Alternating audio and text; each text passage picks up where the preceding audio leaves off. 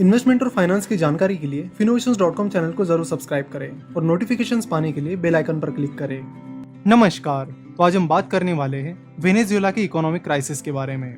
1970 में Venezuela Latin America की सबसे रिच कंट्री थी। उस टाइम वो दुनिया की टॉप 20 रिचेस्ट कंट्रीज में आती थी।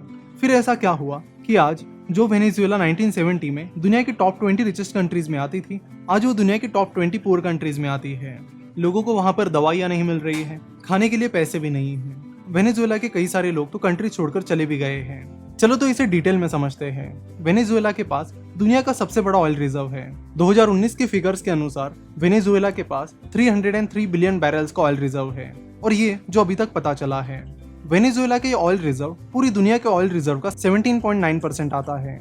वेनेजुएला के बाद सऊदी अरेबिया के पास ऑयल का सबसे ज्यादा रिजर्व है। उनके पास 266 बिलियन बैरल्स का रिजर्व है।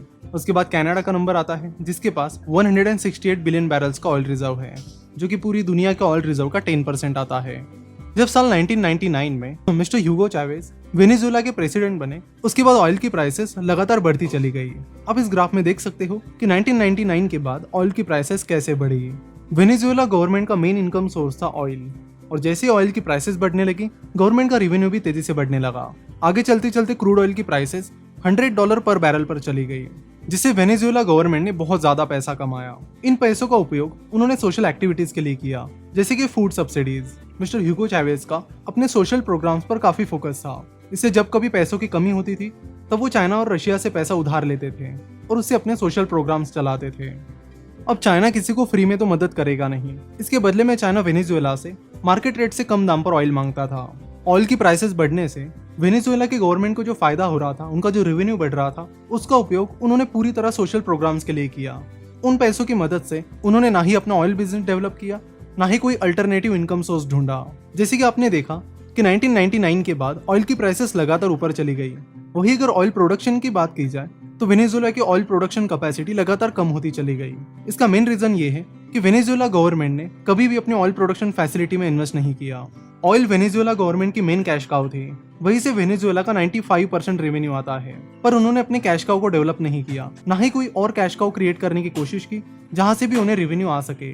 उन्होंने अपना पूरा पैसा सब्सिडीज और सोशल प्रोग्राम्स में इन्वेस्ट किया, और फिर वही हुआ जिसके लिए वेनेजुएला तैयार नहीं था। ऑयल की प्राइसेस गिरने लगी। अब जैसे ऑयल की प्राइसेस गिरने लगी, तो गवर्नमेंट का रेवेन्यू भी कम होने लगा, बिकॉज ऑयल ही वेनेजुएला की गवर्नमेंट का मेन इनकम सोर्स है। इसी बीच साल 2013 में वेनेजुएला के प्रेसिडेंट मिस्टर ह्यूगो चावेज की कैंसर से डेथ हुई। उसके बाद उनके right hand man mister Nicolas Maduro Venezuela के प्रेसिडेंट बने। जब ह्यूगो चावेज प्रेसिडेंट थे, तब उन्होंने फूड, मेडिसिन, इनके दाम काफी कम कर दिए थे। उन्होंने इन सारी चीजों के दाम उनकी मैन्युफैक्चरिंग कॉस्ट से भी कम कर दिए थे। अब गवर्नमेंट ने सारी चीजें मैन्युफैक्चरिंग कॉस्ट से भी कम करने की वजह से जो प्राइवेट कंपनीज थी, उन्हें नुकसान होने लगा। धीरे धीरे उन कंपनीज ने मेडिसिन और खाने के प्रोडक्ट्स बनाना बंद कर दिया। यानी जिन जिन चीजों पर गवर्नमेंट बहुत ज्यादा सब्सिडी दे रही थी, वो प्रोडक्ट्स प्राइवेट कंपनीज ने बनाना बंद कर दिया। तो जब भी गवर्नमेंट को एक्स्ट्रा फूड या मेडिसिन की जरूरत पड़ती थी, तो गवर्नमेंट उसे इम्पोर्ट करती थी। वेनेजुएला गवर्नमेंट के पास ऑयल से अच्छा खासा रेवेन्यू आता था, इसलिए वो चीजें इंपोर्ट करने में उन्हें कुछ डिफिकल्टी नहीं होती थी। लेकिन जैसे ऑयल की प्राइसेस गिरने लगी, वैसे ही गवर्नमेंट को सब्सिडी प्रोवाइड करना डिफिकल्ट होने लगा। साथ ही जो फूड और मेडिसिन वो इंपोर्ट करते थे, उसे इंपोर्ट करना भी उनके लिए डिफिकल्ट होने लगा। प्राइवेट कंपनीज ने तो पहले ही ज्यादा सब्सिडी की वजह से मेडिसिन और फूड बनाना बंद कर दिया था, जिसके चलते फिलहाल वेनेजुएला में फूड क्राइसिस आ गया है। जो लेबर्स हैं, उन्हें खाने के लिए खाना नहीं मिल रहा है, और कंट्री में 50% से ज्यादा मेडिसिन अवेलेबल ही नहीं है। लोग जो दवाई उन्हें मिले उसे खरीद कर अपना काम चला रहे हैं, जिससे उनकी हेल्थ भी अफेक्ट हो रही है। साल 2013 में जब से मडूरो प्रेसिडेंट बने, तब से ऑयल की प्राइसेस काफी तेजी से गिर रही है। अब इस ग्राफ में देख सकते हो कि पिछले कुछ सालों में ऑयल की प्राइसेस कैसे गिरी है। तो इस पूरे इकोनॉमिक क्राइसिस की वजह से वेनेजुएला का जीडीपी बड़ी तेजी से गिर रहा है। 2014 में वेनेजुएला की जीडीपी ग्रोथ निगेटिव हो गई। 2014 में वो -3.8% थी। 2015 में उसकी नेगेटिव ग्रोथ और बढ़ गई, और बढ़कर -6.2% हो गई। 2016 में वो -10% थी।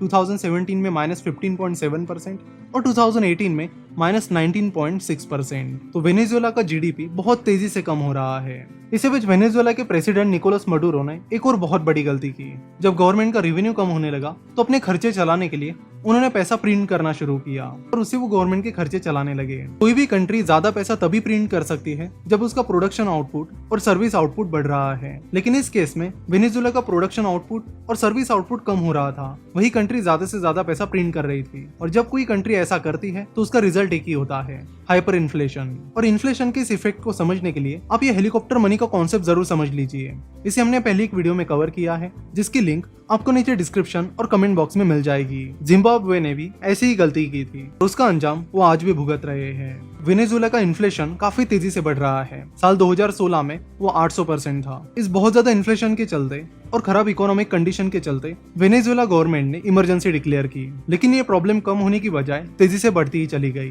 2018 में वेनेजुएला का इन्फ्लेशन 80,000% से बढ़ा और ब्लूमबर्ग के अनुसार पिछले साल वेनेजुएला का इन्फ्लेशन 3,80,000% से बढ़ा है। यूएस का इन्फ्लेशन रेट पिछले साल करीब 0.3% था, वही इंडिया का करीब 4.5% था। तो अगर आप इन नंबर्स को वेनेजुएला के इन्फ्लेशन रेट से कंपेयर करोगे तो आपको पता चलेगा कि वेनेजुएला का इन्फ्लेशन कितना ज्यादा है। बोलीवर्स वेनेजुएला की करेंसी है। 2010 में एक यूएस डॉलर मतलब 8 बोलीवर्स होते थे। आज एक यूएस डॉलर मतलब 10,000 से भी ज्यादा बोलीवर्स होते हैं। वेनेजुएला की करेंसी की वैल्यू इतनी तेजी से कम हुई है कि वेनेजुएला के कई सारे स्टोर्स ने बोलीवर्स को लेना बंद कर दिया है।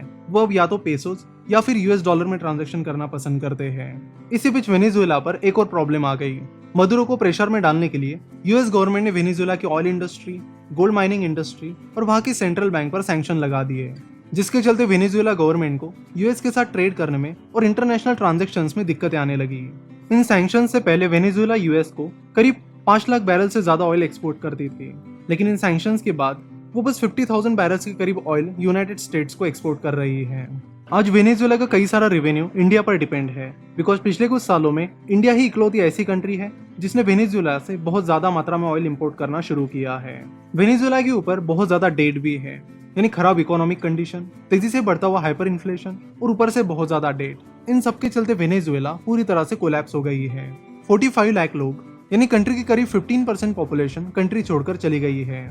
अपने फेलियर्स को छुपाने के लिए वेनेजुएला के प्रेसिडेंट मडुरो ने जीडीपी, इन्फ्लेशन इन जैसे स्टैटिस्टिक्स को प्रोवाइड करना बंद कर दिया है। वहां पर पिछले कुछ सालों में पॉलिटिकल इंस्टेबिलिटी बढ़ती जा रही है। यहाँ पर जो मेन मिस्टेक्स वेनेजुएला की गवर्नमेंट ने की है वो ये कि उन्होंने अपने कैश काउ का ठीक से ध्यान नहीं रखा। उन्होंने अपने कैश काउ को डेवलप करके कुछ और कैश काउज नहीं बनाए, साथ ही कॉर्पोरेट डेवलपमेंट पर भी फोकस नहीं किया, जिसके चलते कई सारी कंपनीज बंद हो गई। और आखिर में जब गवर्नमेंट प्रॉब्लम में आई तो फाइट बैक करने की बजाय उन्होंने उल्टा पैसा छापना शुरू किया, जिसके चलते प्रॉब्लम मल्टीप्लाई हो गई और इतनी बढ़ गई कि लगभग पूरी इकोनॉमी आज कोलैप्स हो गई है। एक और चीज जो वेनेजुएला के प्रॉब्लम बहुत ज्यादा बढ़ा सकती है वो है कोरोना वायरस। वेनेजुएला में फिलहाल कोरोना वायरस इनिशियल स्टेज में है, यानी वहां पर दिन में लगभग 100-120 कोरोना वायरस के पेशेंट्स मिल रहे हैं। अगर ये नंबर आगे जाके बहुत बढ़ता है तो वो चीज वेनेजुएला के लिए बहुत खराब साबित होगी, क्योंकि ऑलरेडी उनके पास 50% से ज्यादा मेडिसिन नहीं है, लोगों के पास खाने के लिए पैसे नहीं है। तो ऐसे में अगर कोरोना वायरस बढ़ता है तो उसे टैकल करने की क्षमता फिलहाल वेनेजुएला में नहीं है। आपको ये केस स्टडी कैसे लगी हमें कमेंट करके जरूर बताइए, और कुछ सजेशंस होंगे तो वो भी जरूर बताइए। फिलहाल हमारे सारे कोर्सेज पर फ्लैट 50% की ऑफर चल रही है, तो जरूर इस ऑफर का फायदा ले और 50% अमाउंट सेव करें। ये ऑफर जल्दी समाप्त होने वाली है। वीडियो पसंद आई है तो जरूर इस वीडियो को अपने सारे दोस्तों के साथ भी शेयर कीजिए, ताकि उन्हें भी वेनेजुएला के इकोनॉमिक क्राइसिस के पीछे के रीजंस पता चले। वीडियो देखने के लिए और हमसे जुड़े रहने के लिए आपका बहुत बहुत धन्यवाद।